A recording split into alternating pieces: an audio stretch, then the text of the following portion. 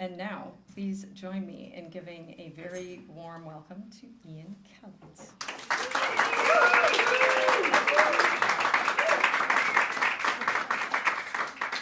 Okay, wonderful. I'm so glad and stoked to be here with all of you tonight, and for all of you viewers wherever you are around the world. So I cued in to the website that said that this is a participatory learning process, right? So this is going to be an engaged participatory learning lecture. I'm not just going to get up here and talk the whole time, as much as I love to lecture. That's not what's I'm going to try something new. So the first thing I'd like to do is to welcome you. And one of the other cues that I thought was lovely was like the power of imagination, right? And as a storyteller, this is my bread and butter. But I want to invite us all on a journey together. So the first thing also is just to arrive in our bodies. So if everybody could take, we can take 4 breaths together.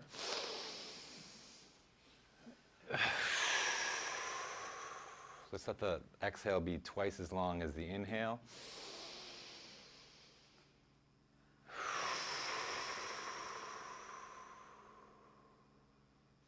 And breathing in.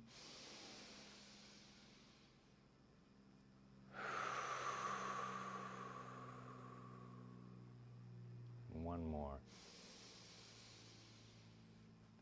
And breathing out. Because there's some science communication, I just want to note that half of those breaths came from the ocean for y'all. And we're going to continue that. We're going to do a little guided meditation. And so you can keep your eyes closed. And I'd like you to imagine, using that power of your imagination, I'd like you to bring in the sense of a golden orb of light. That golden orb of light is encompassing your mind and your imagination and your heart and your emotions. So just imagine this nice golden orb of light that's sort of emanating from your mind and your heart. And we're going to take a journey with gravity, actually. So I just want you to feel your body, feel the sense of gravity, feel how that's sort of keeping you centered on the ground. Maybe get your feet planted on the ground and notice the gravity that's pulling you down. Just take a moment and just tune in to that sense of gravity. And so now, using your imagination and your lovely, caring attention, and I'm so honored to be here with you with that care and that attention, because it's so valuable. And let that golden orb of attention sort of drop down to the soles of your feet. It's kind of following that energy of gravity. And from there, that golden ball of attention is starting to sink down into the earth. It's going to go through this wooden floor.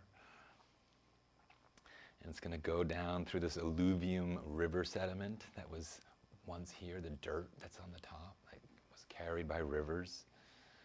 It's going to go a little bit deeper as you exhale. You're going to sink a little bit deeper into this the Pleistocene, this formation. It was like this was an ancient seafloor. You're going to be traveling down through marine fossils. They'll be passing some whale bones and maybe some old fossilized kelp. You're going to go deeper and deeper into the older sedimentary rocks. You might even come up to some faulted earthquake formations. You're going to go even deeper into the igneous bedrock that's underneath Santa Barbara. You're just going to keep traveling down, and this is the gravity pulling us down as you exhale, going deeper and deeper, deeper, until you get to this magma core, the earth center, which is sort of fiery and hot and warm, and it's this life. You see, and what's cool about this is from the center of our magma of our earth, we're going to continue to ride these gravitational waves.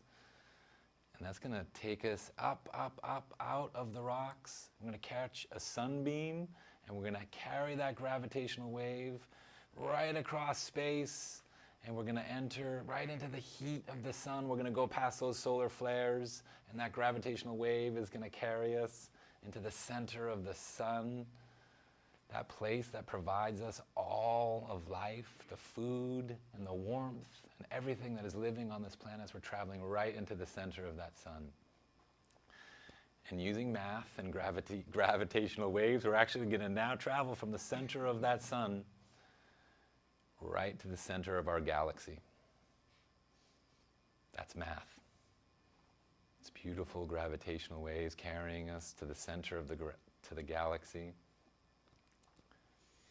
Taking a moment there, and this one's a bit of a stretch and you're going to need your imagination, but that gravity actually links us right to the Big Bang, right to the beginning of the universe and the center of the universe. And that's the place I wanted to take you on this journey, because it is so full of mystery. And I wanted to invite your curiosity and your sense of mystery and awe as we go on this journey together. Pretty cool. Gravity is, I was looking up gravity, and like one of the greatest physicists, Feynman, he says, we don't even know anything about gravity. Like on a quantum level, we really don't know much. And so that mystery of gravity, that thing that surrounds us all the time, is also a little bit like culture, right? So here we are in this place where we're studying culture. It's all around us, it's present, and it has mystery in it.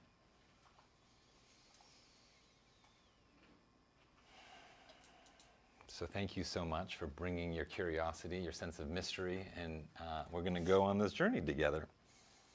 So that was Act 1, participation.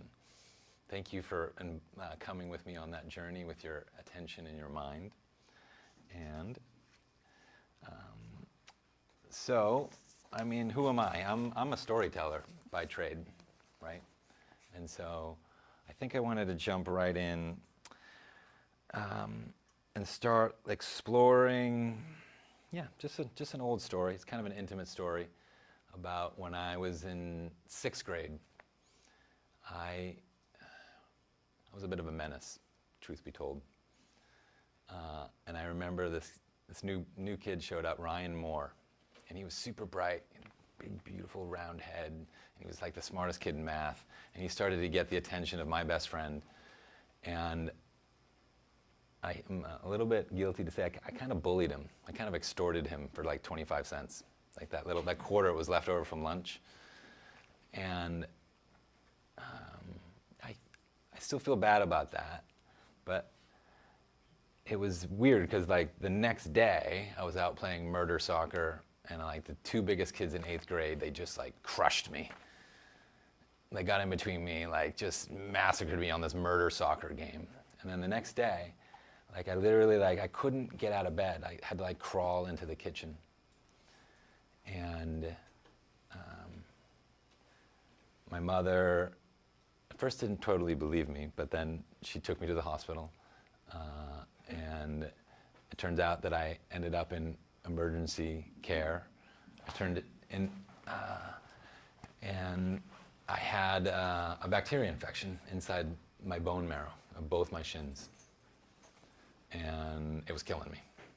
It was osteomyelitis, so it was a staph infection, so Staphylococcus aureus, to be specific, which is like actually it's a really benevolent bacteria that's on our skin. But when it gets into the wrong place, gets into our bloodstream or gets into our bone marrow, it can kill us. And this is this journey around the beginning of my relationship with bacteria. So the first thing is it almost killed me. And I was in the hospital for 4 months. Yeah, and I came out in a wheelchair. And I was emaciated and tiny. And it took, that was 7th grade, so it took me until high school, junior year, to get my strength back. And along with some of that strength, my sort of wise-ass attitude came back. And I remember, I don't remember what I said to the captain of the football team's girlfriend, but I ended up in the trash can. And so that loop. But what was interesting also at that time, I had a job. And I'd hitchhike from Hamilton Wenham Regional High School every day to New England Biolabs. And my job was to grow bacteria. And I would grow it in these vats of sterilized chicken broth. Actually, we called it culture. And that when I saw the word culture, that was the first image that came to me. I was like, chicken broth. Sterilized chicken broth. And then you'd take out a little bit and you'd streak it across an agar Petri plate, which I now is made out of kelp, agar. So this is the beginning of my journey. And essentially that bacteria, that job, I was searching for enzymes. This was the beginning of the genomic human genome project, and enzymes were these tools that are used to cut, restriction enzymes are used to cut ACGT, and they cut proteins. I was able to discover an enzyme. I had this sweet job. This was the beginning of my sweet jobs.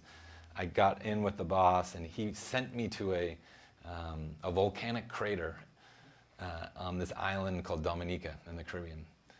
This was during my sophomore year in college, and I had this girlfriend from Michigan. She'd never left Michigan, and next thing you know, she's climbing to the top of this mountain into this crater where there's a boiling lake, and I had to retrieve water samples out of that boiling lake. And this is the beginning of my adventure thirst, right? And I left science at that point and ended up starting a career in filmmaking and documentary storytelling. So some of the images you saw earlier were some of my adventures. I'm not going to talk too much about that because I wanted to keep this into a conversation about the symbiome, the holobiome, algae, bacteria, and these relationships, because I feel like there's stuff I want to learn from all of you around this and that participatory learning process. Let's see, where was I? So that relationship, that this bacteria almost killed me, and then it ultimately paid for my university. And so here, this is this funny thing that I want us to think about and to explore, right? In the holobiome, in the ecosystem that we live in. Like, it's not black and white. And we have a relationship to germs and to fungi and to algae and bacteria that's maybe not all that friendly, right? And so I know many people in this room actually do have friendly relationships, right? And that's the kind of the participatory learning journey I want us to go on. And at this point, I kind of want to hear from all of you a little bit. Like, first of all, I want you to check into your gut. Just feel into your gut for a little bit, into your instincts, or just your gut, what's going on. And I would love to hear, do we have a microphone? We do, yeah. Yeah. So this is the moment of like checking in, and like I also, like as a storyteller, right, you're always trying to read the room a little bit and find out where's your energy and what's going on with you and where's your curiosity at. Because I can take this in lots of different directions. But right now, I'd love to hear a little bit from you. What's your relationship to bacteria? What's your relationship to your gut? What's been going on? What have you been learning about that? What can you share with all of us in this participatory learning journey? Yeah. Unless you speak into the mic, we won't hear you. Okay. It seems to me to be about balance. So like any bacteria or fungus, we would need like a balance of it. If you have too little, it can go awry, and if you have too much, it can go awry. I love that. I mean, also yesterday was the equinox, right? Which has this sense of balance in it. And so in a holobiome, in any symbiotic relationship, and this is the thing that we're driving towards, we are an ecosystem, right? And that word, oikos, the original word oikos, anybody have any idea what that means? Equal? Oikos means home. So when we say ecology, we're really talking about our home. And this relationship between, we are a home to genetically more animals than human.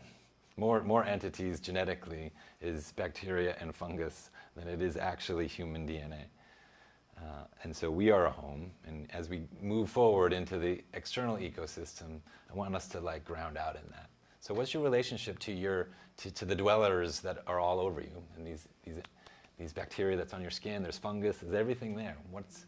Who's been learning things about that, about the microbiome and the gut, and who can share with us some info? Well, since I'm snacking, my question is, how are the bacteria helping me to digest all of this food? Yeah. I mean, you wouldn't be digesting without bacteria, plain and simple. I mean, we would not be able to live without our symbiotic bacteria, right? And at the same time, we think, oh, E. coli, like food poisoning, and it's true. It's context, right? In the same way that skin bacteria that really helps my skin stay healthy and fights off other bad bacteria, when it's in the wrong place, i.e. in my shin bones, it's going to kill me, right? It's good bacteria on the skin. It's bad when it's in the wrong place.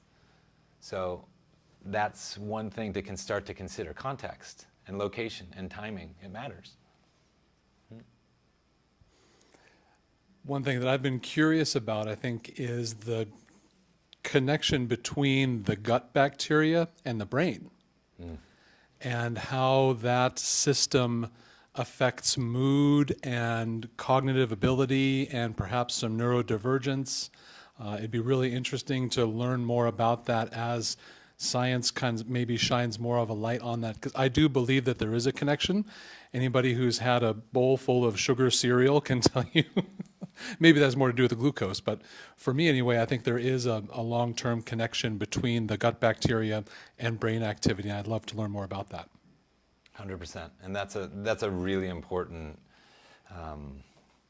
learning that I always pass on to my students. Reciprocity, right? It's super important, and you don't have to read a book about it. You can eat a bowl of sugar, and you can know. Experience, trust experience. Right? And that's trust experience, and then also collective wisdom, right? We can ask each other and like compare notes and look at like, hey, how did that fast work out for you, right? What did you feed yourself after the fast, right? I have some other friends who have been experimenting with inviting new bacteria into their ecosystem, and that's the thing that I really want everybody to get from this. We are an ecosystem, and how we that whole sort of mystical, spiritual thing, as within, so without. But this is not mysticism, this is just biology. And how we treat our system within is going to have a reflection on how we treat the systems without, right? And in part because if I eat a bunch of sugar and a ton of coffee and some Red Bulls, I'm actually going to come down, I'm going to be super cranky, and I'm going to affect my ecosystem in not such a great way. What else? So I came to a place where I realized that my everything I was eating was upsetting my gut, my whole system. And so I finally came to a place where I had to really start to realize I can't do sugar, period. Like I can't. It really isn't good for my system. And then I found my way to Ayurvedic medicine to really look at what does that look like when we focus on the gut and what we're asking it to digest, right? So I realized I can't do a lot of raw foods. I realized there are certain things that for me don't work. And then I also realized there's spices and there's ways that I can support that digestion in a better way. And so it's interesting that you're talking about this because I actually have a cleanse coming up. So yeah, it was really interesting for you to bring up this topic now. Yeah. I love that. I think, Robin, we spoke once too about the seasonality of things as well. Yeah, yeah. Right? And we're moving into fall, so we're changing. Yeah, yeah. And again, the seasons, the external ecosystem, and then the internal ecosystem. There's this parallel happening. Mm-hmm. Yeah, sure. This is very weird. For me, I never knew how much oils and bacteria I carry on my fingers. I work in a lab where there's no dust in it, and it's a clean room. And fabricating devices where you don't want necessarily any bacteria to live or create their home in was a very interesting thing because you have to use 3 gloves, for example, for bacteria not to pass through sometimes, and that has been my experience with bacteria lately. Yeah, and that's just because hospitals are starting to pick up on the idea that sterilization isn't the way to go. Creating a terrain that is inhabited by the good bacteria is a lot easier, and it's a lot safer, and it doesn't let the Mercers and the really gnarly guys show up, because it's an ecosystem that we're starting to manage, right? So in laboratories, that's different, right? Laboratories and surgery in certain places, sterile, yes, great. But it's starting to reveal itself, and this is true for our skin, right? So this is why that relationship of like antibiotics, antimicrobials, like I think we're gonna look back upon this time and be like, oh, what were we thinking? I mean, just the words, antibiotic, right? Like anti-life, right? Right? And antimicrobial, once you're like, no, hey, whoa, I like my microbes. I don't want to be in battle zone. I want to figure out what my relationship is, and you know that they can kill me, but also know that they're my allies, right? So it's not going to be black and white. It's going to be this dance. Yeah, Sam. Yeah, I just reflecting on it, kind of whilst you're talking about biomes and my experience with that.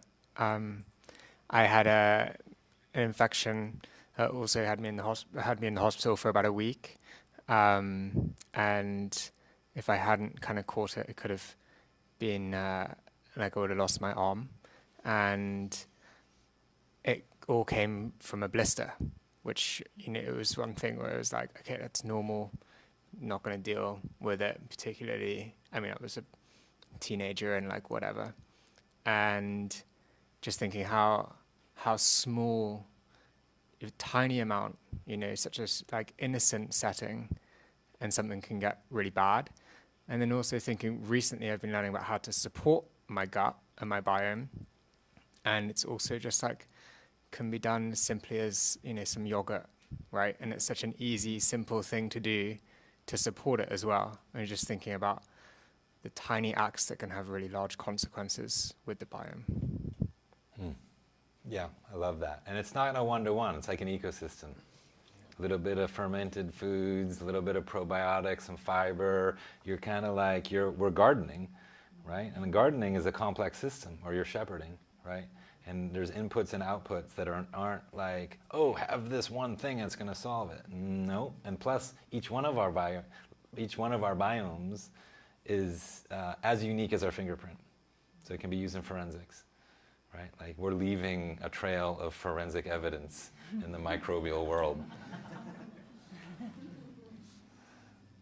Well, I wanted to say I really prioritize health, and I noticed my stomach was often upset after I ate. So I did a microbiome test, and it came back with all these things that were kind of out of whack. E. coli was really high, Giardia, because we'd gone to the Sierras. And so I did a whole bunch of things, and it just almost immediately cleared up, but I didn't want to do anything that was, like an antibiotic or anything like that. It was just all these natural things to kind of readjust it. And it was just such an interesting balance. And when I think of that, I think of, I'm guessing everybody's heard of this, but where they take an overweight rodent and they take the microbiome and they do a fecal transplant, and then a skinny rodent will then turn obese. And they've now started to do it in the other way. And there's just such an interaction with how these things are working. So to me, I just find that fascinating. So, Right. yeah, exactly. Yeah, it's mind-blowing. And this gets back to the idea that this microbe, we're in symbiosis, and it's not just our health, but our mental health, our physical health. There's a whole ecosystem at play here. And I didn't know that. I didn't know that you could go the opposite direction and cause someone to be sick with a fecal implant. And, it's also like, just also feel a little bit like fungi and algae and bacteria and like E. coli. It's kind of like a little bit taboo. We don't want to talk about it that much. But it's the underworld, right? And it's like, it's where, really interesting things are happening. Mm-hmm. I'd like to speak up for going out in the garden first thing in the morning. I mean, just as the sun's coming up, and the tremendous joy you can feel when your first thought goes to what's in the ground, what's in the soil. And all of these are just creating and turning the soil over and growing things. And That's my relationship to bacteria first thing in the morning. Yeah.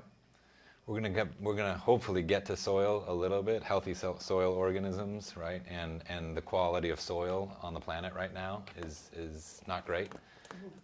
In part because we sort of do this monoculture approach and we sterilize things, and then we try to use chemicals and fertilizers to make the things grow, but potentially peanut allergies and there's some very strange things. And again, like the practice for me over the years as I've traveled around the world to Papua New Guinea and Brazil, when I get to the wildest part of the forest that I feel is like the farthest from humans, I'll just take a little bit of dirt and I'll eat it. And I feel like I have a pretty healthy gut biome. You know, and like also like that common knowledge, like having a dog in your house is good for children's immune systems. Why? Because dogs are dirty. They're bringing that dirt in, and that's helping all the biodiversity of your children's microbiome to be expanded greatly, right? And this is an important thing. Biodiversity is resilience. Biodiversity is resilience, right? And that goes for the soil, it goes for our skin, it goes for our biome, it goes for the ocean, it goes for everything, right? And that's what we're starting to wake up to and start working towards, right? And so we get to all do it. Right here. When you eat fermented food, when you eat yogurt, when you do these things, and it's weird because it's not like you take that bacteria and all of a sudden it's shifting. No, sometimes you're just actually flaring up your good guys to respond because there's some fermented food there, and they're like, hey, we gotta like own our space, right? It is a weird territorial, I don't understand it fully, but like the more each of you play with it, the more you'll start to experience it, right? Okay. Good. That's section 2. How much time we got? 7:30. Okay. So I wanted to start the next phase, I guess, with another story. I was at this music festival in the woods of Oregon the day before the solar eclipse, and on stage is one of my heroes, Paul Stamets. That guy. Right? Just blowing our minds about the fungi mycorrhizal network and how forests have a consciousness and trees can exchange energy, and that there was a whole time on planet Earth that was dominated by mushrooms and fungi, and the whole concept of networking and sharing resources we just basically learned from mushrooms. And I'm like, fantastic. Great, but I'm an ocean guy. What's the equivalent, you know, in the ocean? And so the solar eclipse comes, and I might have taken some mushrooms, and like the algae in the pond scum just started like glowing green at me, and I could just sense the algae just like pulsing, and I'm like, and literally that algae network went right from that stream all the way to the ocean. And I was like, oh, that's what's going on. I have no proof or evidence of this.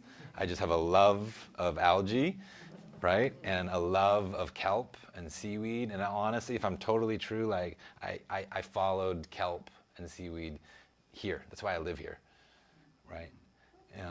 Through a series of strange, like it started that day.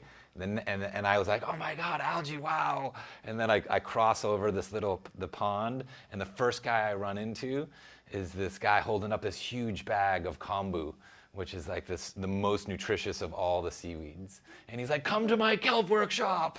And I'm like, okay. And he is teaching us basically how you can just like dry kelp out, and you can put it in a little bit of fabric, like a prayer tie, and like the ooze that comes out is just full of all the minerals and vitamins that you need. And you can just slap it on your skin as this like the simplest and most natural way to get your vitamins and minerals, right? And that just started this journey. And anybody who has an interest in kelp, as soon as you start like researching and getting to know kelp, it just doesn't end. it's carbon sequestration. It's the most healthy and nutritious food. It actually cleans toxins out of the water. It is one of the solutions around this nitrogen phosphate fertilizer issue that's causing problems. And again, right, but it's also a mixed bag, right? So anybody heard of domoic acid and what's happening here with the seals? We've probably all experienced it, right? Dead seals, dead dolphins on the beach. Happens a lot. When I was just back from the islands with the middle school kids, counted about 17 dead sea lions on the beach, right? So and this is, as a storyteller, emotion. Okay, well, what's up? Let's stay curious with that. What is that? Well, that's the wrong algae in the wrong place at the wrong time, right? And why it's there is complicated, but phosphates and nitrogen certainly play a part of that, and that's our agricultural system. And so what happens is it's called a red tide, or a bloom of dinoflagellates and red algae, and that has a neurotoxin in it. And once that blooms, right, it enters the food system, and as it travels up the food chain, it gets more and more toxic, and it enters our sea lions, and then it enters us as well. I wouldn't, eating seafood a lot, right, they tell you, pregnant women, you shouldn't be eating seafood that much, right? Which, okay, crazy, right? These are all things that we do. These are ways that we're not managing the reciprocity of what we're putting into the environment and what we're taking out of it, right? And bring that back, right? It literally affects our gut, again, right? If we're ingesting neurotoxins, right? It also affects our emotions, right? Because it's no fun to see sad children, bummed out that there's a bunch of dead seals on this pristine beach on San Miguel Island, right? And so, again, timing, location, context, space, it all matters with this microbiome, right? And there are solutions. As gardeners, we are gardeners and we are shepherds. That's not going to stop. We're not going to stop shepherding, and we're not going to stop gardening.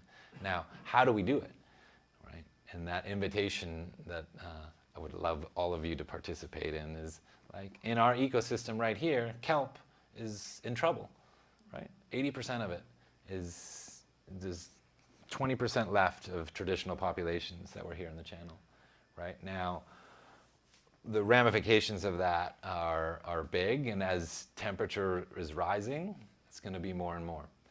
And again, I don't like to talk too much about problems. I like to talk about the fact that there's solutions, right? And we know how to garden. We know what to do. We know how to increase the amount of kelp, and we know how to bring bivalves in and filter the water. So there's plenty of hope and plenty of work to do, really. So I guess that gets into phase 3. What does gardening look like, and what does stewardship look like? So that's, I guess that's what I wanted to talk about when they first contacted me. Was coral regeneration, kelp regeneration. What are some of the technologies that we can use that help improve our habitat, essentially the equivalent of making a healthy gut biome? What's the substrate, and how are we engaging in that reciprocity?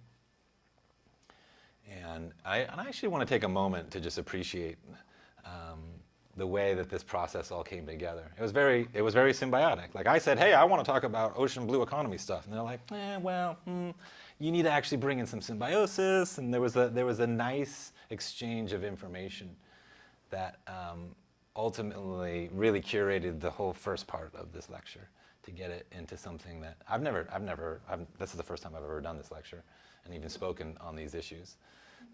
But it was a collaborative process of what this place, this culture, and what this ecosystem stands for and represents. And the word culture, I never really thought about the word culture, right? And so that story of bringing it together is an important one, and how we weave these stories together is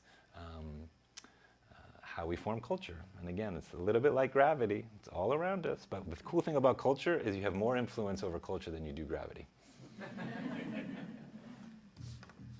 So my first foray into solutions-based thinking. I was working for Sea Legacy. It's like a ocean-based storytelling organization. This woman, Melody, calls me as I'm pounding pavement in New York, sort of in awe of like all the concrete and everything. And she's like, I invented this biophilic concrete that animals and life loves. And I'm like, oh, well, that sounds promising. And so I entered a long journey with her to help with the storytelling and the branding of creating the name Oceanite and Entella Reefs. And I was able to secure some money and some former Navy SEALs to come to St. Martin and deploy a prototype of a thing called an Entella Reef, which is this biophilic concrete. And it struck me at that time, it was like interesting, like we have never put anything in the ocean that was like specifically designed to attract life. Almost everything we do with our minds and our technology is antibiotic, is like pushing life away. And I'm sorry, but like there are certain things that are so obviously in front of us that are terrible, like anti-foul paint at the bottom of boats. Nobody talks about that. It is gnarly. And it is ubiquitous, right? And like right now, the amount of toxins coming off our rubber tires in our cars that are going into our drains, that's going into our ocean. So these are big issues, right? And so, but ecosystems have proven like the magical quality of seagrass and riparian ecosystems and the way that rock and sand and kelp and bivalves filter out these toxins is really quite magical. So this was a video that we shot a little while ago. I thought we'll play that.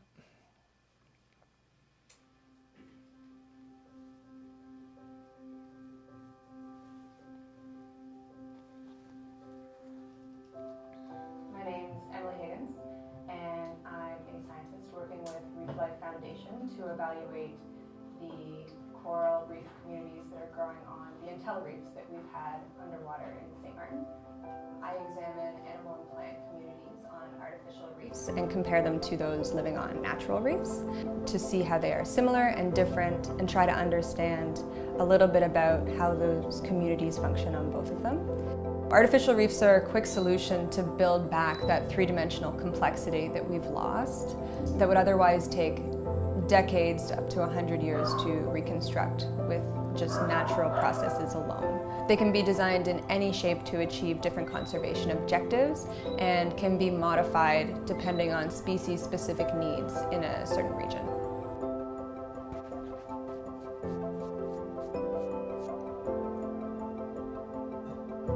My name's Ian Kellett. I'm an underwater filmmaker, explorer, scientist. We have the Entella reefs in the water for a year, so we brought down scientists and people who have lots of experience looking at man-made structures underwater and assessing whether this material is better than any other material. And what we found is it's covered in life. So we're really interested in how the different oceanite materials perform with different environmental variables. Other than the corals themselves, we are also measuring species that could facilitate a coral community forming on the Entella reefs. So the most common one that we look for is called Christos coralline algae, or CCA. It's a calcifying red algae that prepares the substrate for coral settlement. So not only does it chemically attract coral to the substrate, but it also actually facilitates their metamorphosis. So here we are. We just dove on the Entella reefs after a year plus being in the water, and there were 6 different recruits from a wild spawning event that landed and started to grow on the Entella reef. The results of our pilot study are really exciting because we found that the microtopography and complex matrix of pores created by our substrate provides an incredible amount of surface area for a diversity of life to settle, many of which are really important for reef development and feed a whole community of fish, which we found to be really, really abundant at sites with a high amount of vertical relief. we found that the oceanite and coral reefs supported increased cover of calcareous species such as Christus coralline algae and brooding corals, as well as increased cover of important functional species on reefs such as sponges. Our livelihood is based on people wanting to come here, and most of the people that work here either grew up here or have lived here the majority of their lives, so they've been able to see the difference in how the environment used to be in comparison to how it is now, and they're really passionate about preserving what we've got and trying to make it a little bit better. We were amazed to see that the Entella reef in the MPA supported almost 100% cover on all substrates, which was significantly higher than the natural reef. We've just done phase 1 of an experiment. We've learned a lot. We've learned that we can invite wild coral to land and recruit on there. We've learned that the diversity is incredible. So much more to learn. There's so many different ways we can iterate this forward.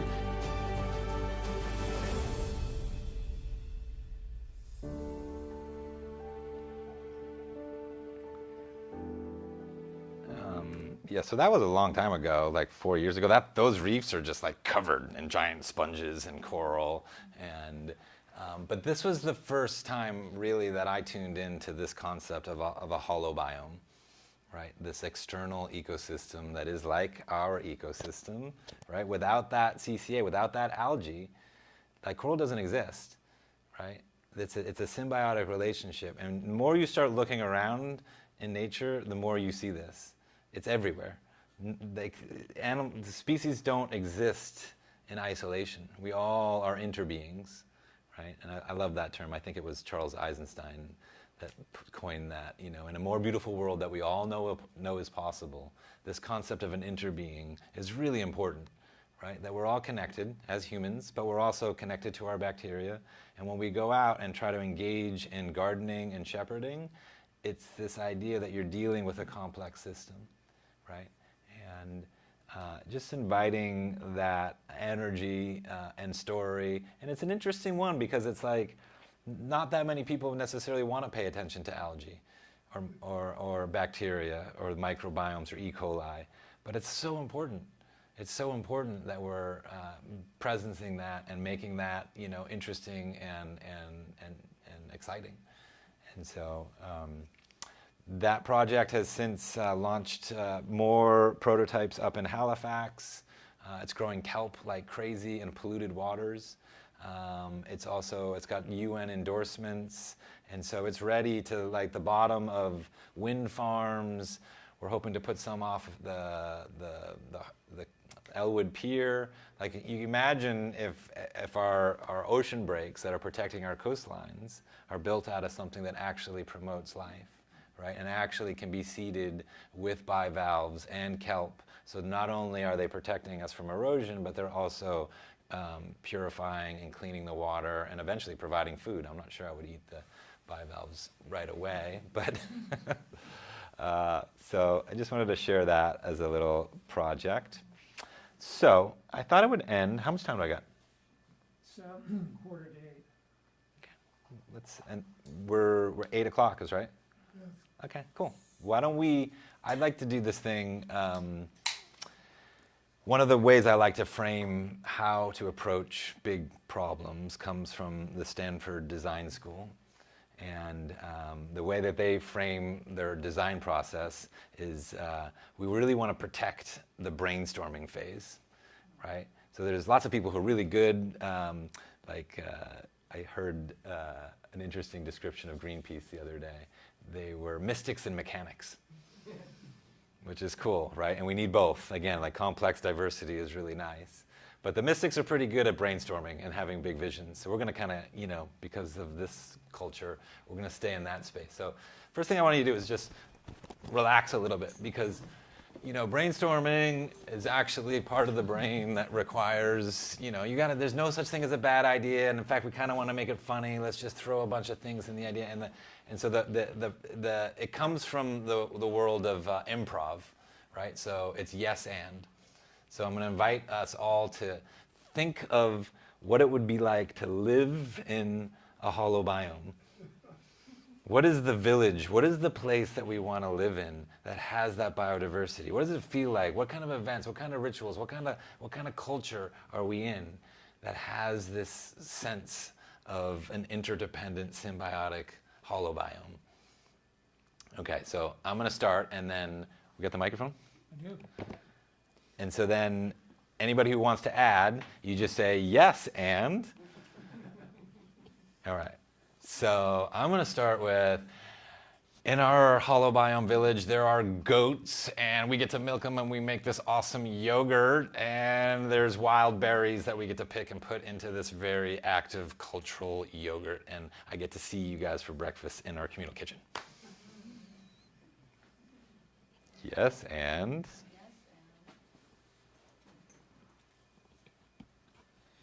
Yes, and in our schools, the children map the relationships between the goats and the milk and the grasses and the air and the. And so that is a project that starts at preschool and it goes all the way to PhD students at the other end of the spectrum. Love that. Yes, and there are grandparents who take care of the little ones, and the little ones take care of the elders too. And the elders go to school too from the little ones. And so we're always giving credence to new thought, new ideas and instincts that little ones have, and then we're always recycling and cycling and upcycling all the intelligence in through the elders. And the elders are respected and revered, and we remember their stories, and we write them down, and we act them out. We make little movies of them. Mm.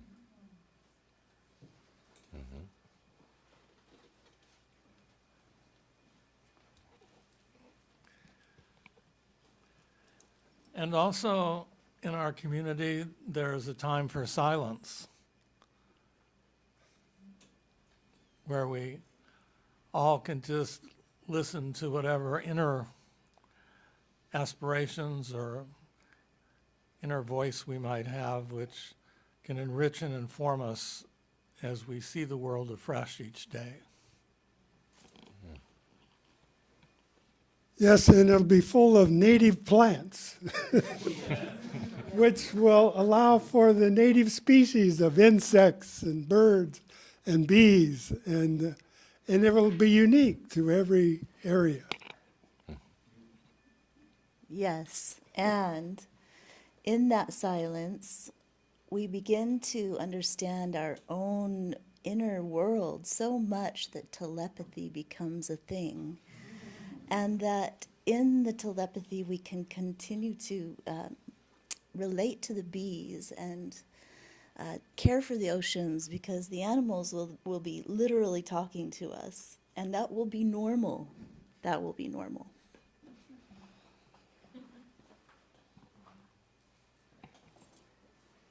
Yes, and we'll all be able to go swimming in the ocean, and there'll be kelp, which we can make all sorts of beautiful things out of, and dry it and eat it, and see the life that it supports as our companions. Yes, and in the silence, having listened to the bacteria, we learned that there needs to be as much diversity on every level as we can create. Yes, and our emotions are valued equally as our thoughts. Mm-hmm.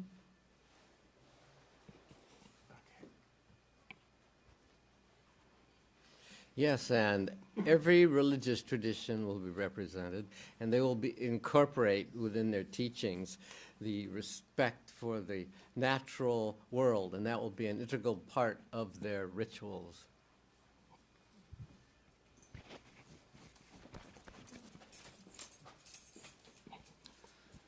Yes, and in this new community, what'd you call it, the holobiome? Mm-hmm. we begin to see the web of interconnectedness. And just like different animals have perception of different wavelengths of light, we begin to see the web of interconnected life and have gratitude for that as part of our daily practice.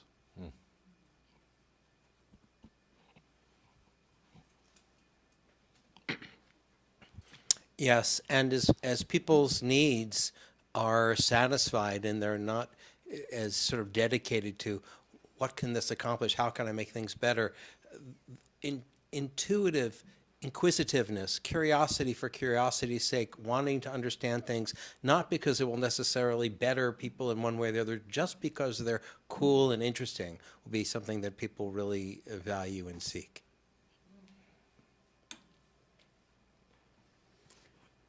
Yes, and we will understand the relationship between what we eat and our longevity, and we will value regenerative soil and organic growing, and we will stop using things that don't support that mission.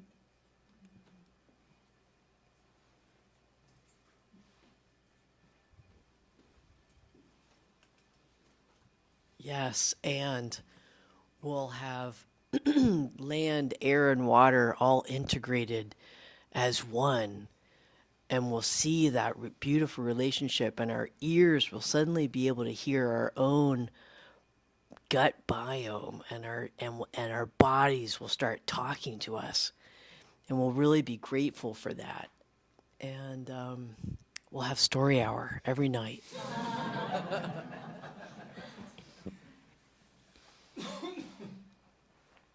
Good.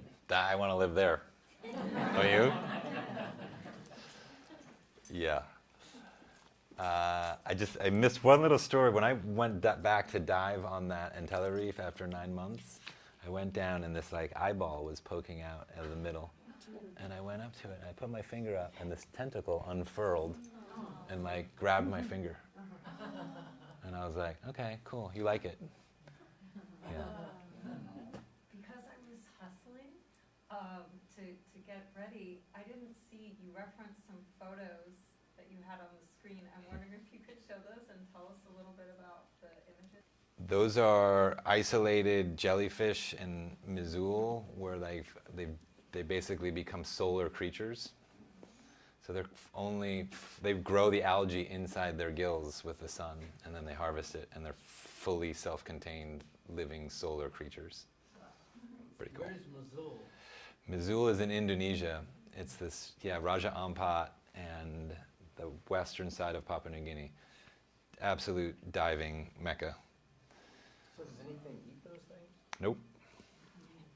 They live in these weird, isolated, like volcanic lakes called jellyfish lakes, and they just sort of migrate around. There's one in Palau, and they just move around. Are they called golden something? Yeah, golden orb jellies, but they're their own species because they isolated and then evolved this harvesting capacity. And there's your, coral reefs. That's not just one organism. That's a lot of organisms working there.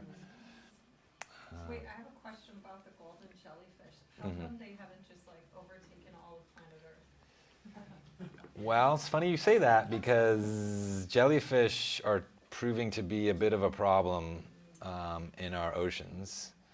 And so there are, like Japan right now, like the fishermen are all bummed out because these giant moon jellies are like filling up their nets. And like when you get Dead Sea zones from too much algal blooms from phosphates and nitrogen, jellyfish and squid seem to do pretty good. And so, it's like, life is going to continue. It's just really around our stewardship and our gardening. Like what's going to be in our oceans? Is it going to, is the whole place going to be run by cockroaches and ravens and jellyfish? Could be, like if we don't get our act together. But I think we're gonna like create food forests and live in hollow biomes. It's gonna be awesome. Let me see if I can just get this slideshow to work. Mama bears. So I'll just say that's in Alaska, So as a wildlife, these are actually 2 or 3 pretty dangerous animals. Those, the walrus and the bears.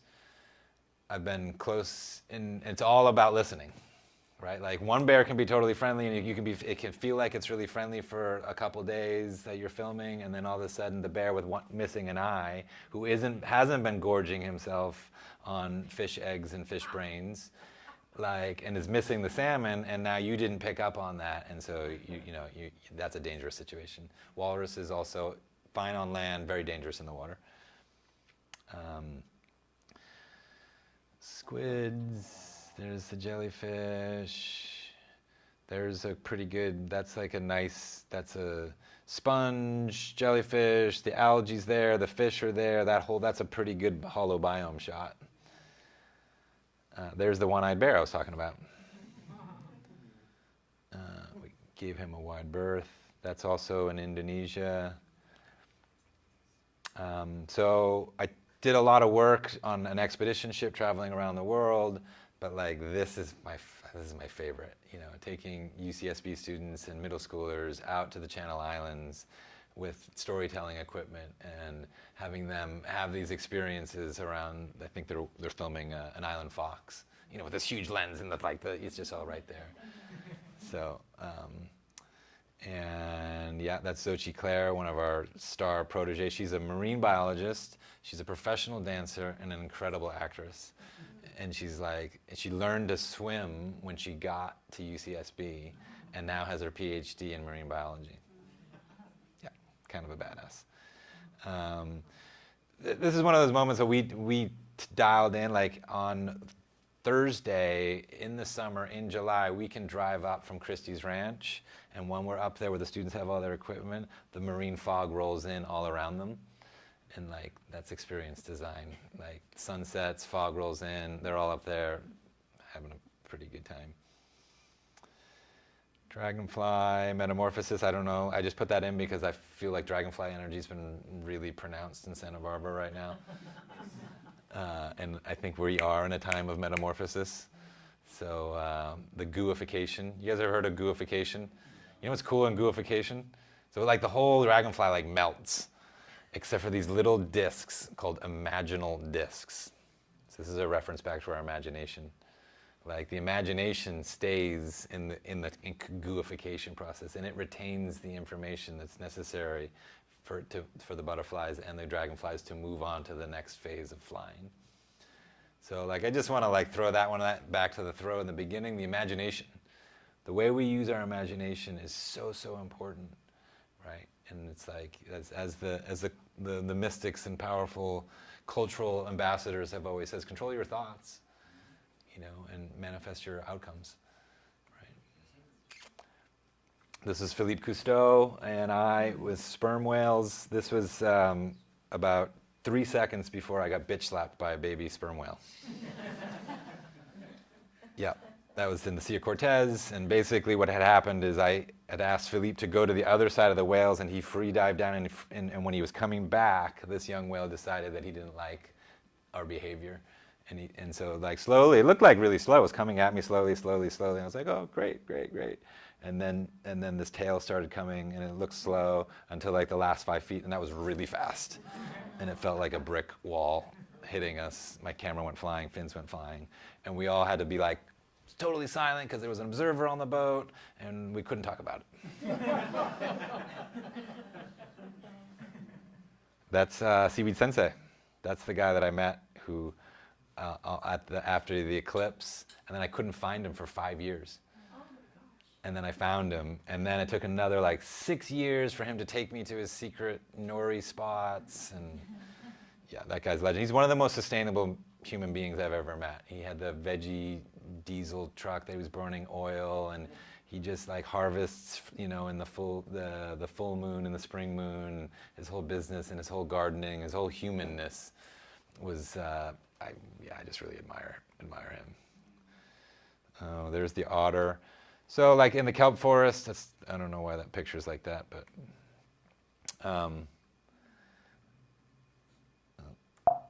what happened?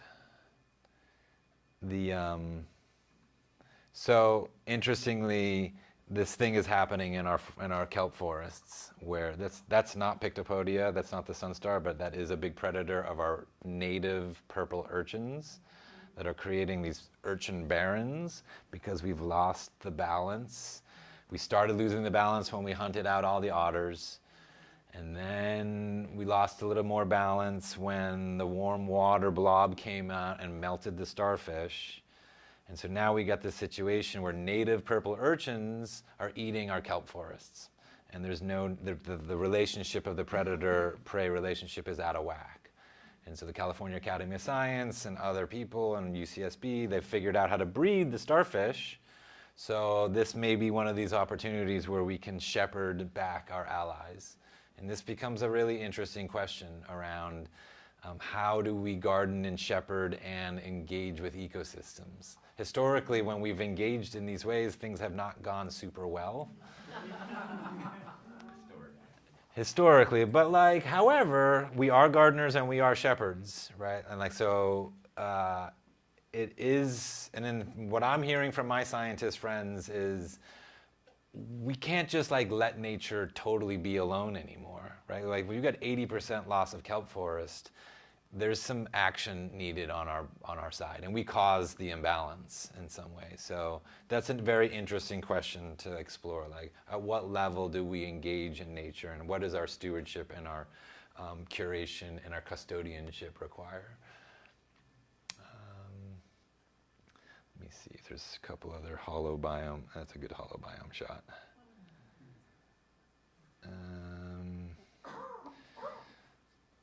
Back to the idea of slowing down, you know, maybe we need to be some human beings instead of human doings all the time. That's hard for me.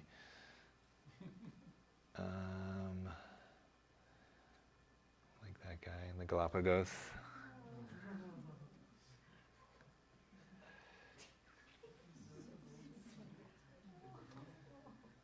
The whales.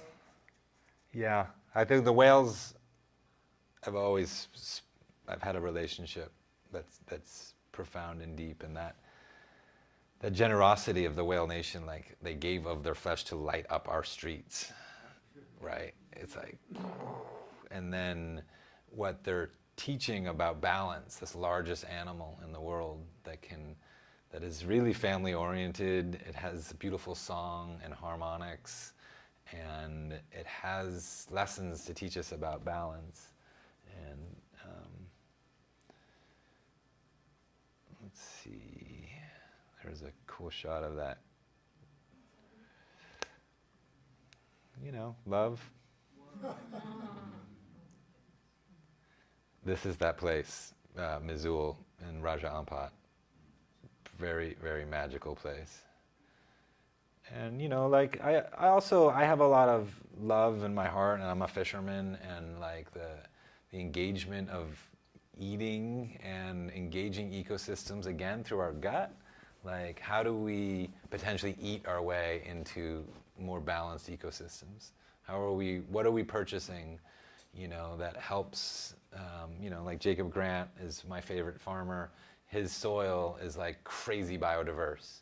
And like, I love eating the dirty carrots, right? Because I know that his dirt is excellent, right? This one's one of my favorites. Like, that's the whole an abundance.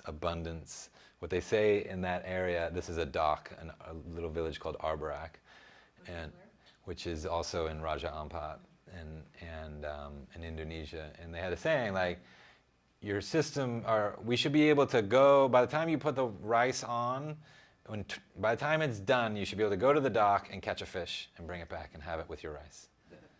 And they have done it. They have maintained their village and their way of life on this ecosystem through tourism, manta diving and tourism. They've figured out new ways of living that are modern and old. And they had a system of setting aside areas as no-take zones that were tribally based and spiritually based and community based. So it wasn't a top-down. They decided themselves to do it. And they have this incredible, thriving ecosystem, a more beautiful world that we all know is possible. think I'll end there.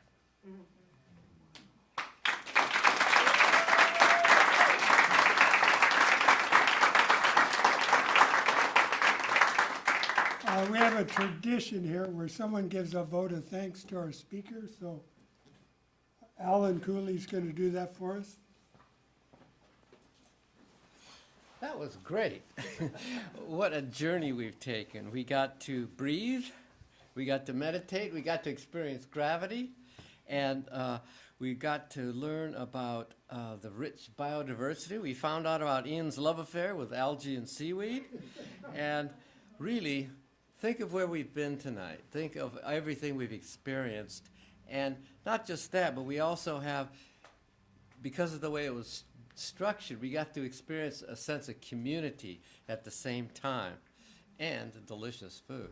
So we've had quite a journey. And I think I do a little bit of meditation, and I think the meditation that we experienced tonight, that I'll be able to carry that and expand about that over the years. So Ian, fantastic. Thank you so much.